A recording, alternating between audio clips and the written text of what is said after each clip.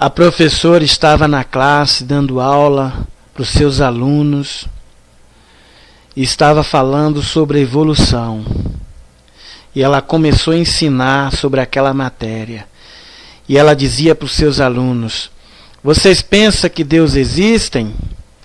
Vocês pensam que tudo que existe na natureza foi Deus que fez? Vocês pensam que todas as coisas que vocês veem foi Deus que fez? Deus não existe. Ouviram bem? Deus não existe. E diante daquela classe, um menino de 7 anos levantou da sua cadeira, ficou de pé e respondeu àquela professora: professora, eu li na Bíblia, no livro de Gênesis, que no princípio criou Deus os céus e a terra. Professora, Deus existe. E aquela professora indignada respondeu: mito, lenda, conto de fada, Deus não existe. Por que você diz, Beto, que Deus existe? Sim, professora. Temos o dia, temos a noite. Deus existe, sim. E aquela professora disse: não se esqueçam disso. Deus não existe. E o Beto: existe sim, professora. Claro que existe. Aí aquela professora disse para toda a classe: classe, venham aqui fora. Venha você também, Beto. Aí saíram para fora daquela classe, daquela sala de aula. Aí chegaram ali do lado de fora. Tinha um belo jardim do lado de fora daquela escola. Tinha um parque, tinha uma grama, tinha playground. Enfim, era uma vista muito linda. E a professora reuniu todos os alunos e chamou Beto em particular e quis ridicularizar o mesmo.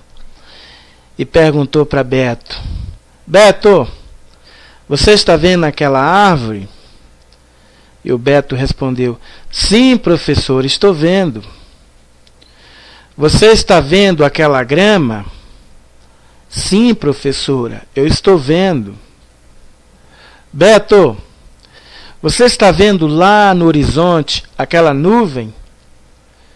E Beto respondeu: sim, professor, eu estou vendo. E ela fez mais uma pergunta e disse: Beto, você está vendo Deus? Não, professor, eu não estou vendo Deus. Simples.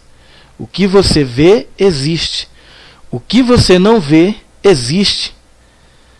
Tudo que eu te mostrei, você viu, porque existe. Mas você não está vendo Deus, é fácil. Deus não existe. Ouviram bem, classe? Guardem bem isso. Você entendeu, Beto? O Beto respondeu: sim, professora, eu acho que eu entendi. Professora, mas deixa eu fazer uma observação aqui com os meus colegas.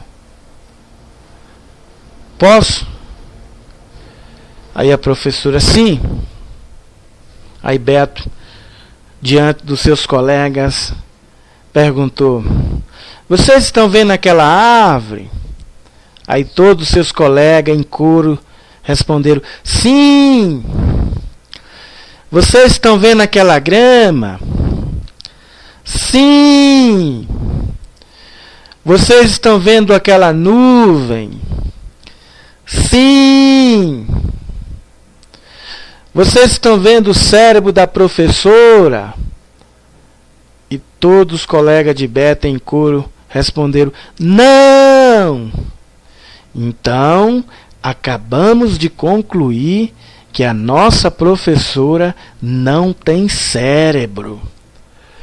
Quando aquela professora ouviu isso da boca daquele menino de 7 anos, ela ficou envergonhada.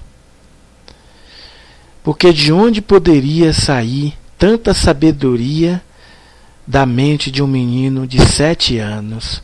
Só poderia mesmo vir do Espírito Santo de Deus. Não é bem assim, né? a pessoa abrir a boca e dizer que não existe, confrontar a fé das outras pessoas, né? Achando que ela é a dona da razão, ou ele, dizer que Deus não existe e confrontar de forma cruel a fé daquelas crianças, inculcando nas suas mentes que Deus não existe. Quando Beto respondeu para a professora que está escrito no Apocalipse que no início criou Deus os céus e a terra, ele estava respondendo porque ele creu na palavra de Deus. Então ele tinha toda a razão de dizer que Deus existe. Como que alguém se atreve a dizer que Deus não existe? Só mesmo uma pessoa sem cérebro para dizer isso. Vê o brilho do sol, a noite, o dia, o mar, a floresta, os rios, o planeta Terra, o homem que é a imagem e semelhança de Deus, a inteligência dele mesmo, e ele dizer que tudo isso é obra do acaso, seria coisa de alguém que não tem raciocínio mesmo. Aliás, ela tem raciocínio, claro, mas ela é uma pessoa ímpia e incrédula de dizer uma coisa dessa. Até nós mesmos, dentro da nossa capacidade de raciocínio, quando passamos diante de um terreno que vemos vazio, só tem ali mato. Aí depois de algum tempo, depois de meses ou ano que a gente torna a passar, olha para aquele terreno, não está mais um terreno vazio. Está ali uma construção, uma casa, um prédio, um galpão. Logo vem na nossa mente que alguém construiu aquele galpão. Engenheiros, construtores, pedreiros, ajudantes, alguém construiu. E logo a gente imagina dentro do nosso consciente que alguém deve ter construído aquela obra.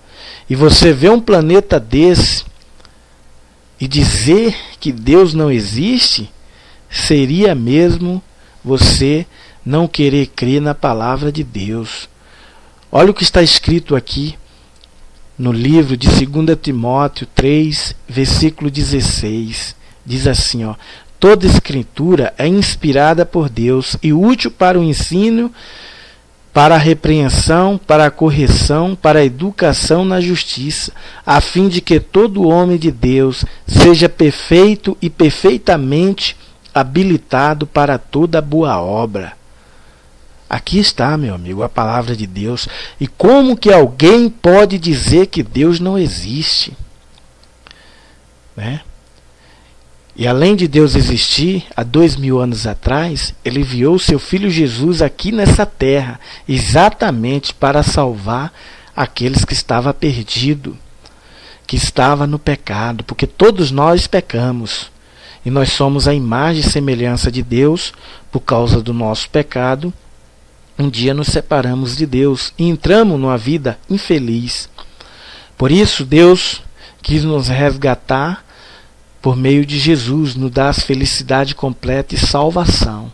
Então Jesus veio a essa terra em forma de homem, tirou o nosso pecado, passou para Ele ali no Rio Jordão, levou até a cruz do Calvário, foi julgado pelo nosso pecado e nos deu vida, e vida em abundância.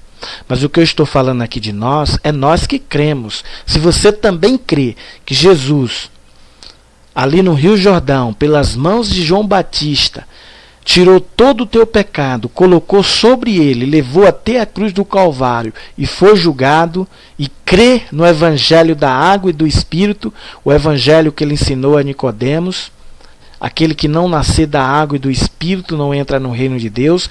Você, se crê agora, você estará tendo salvação em Jesus Cristo e vida em abundância, porque você está sendo liberto do seu pecado.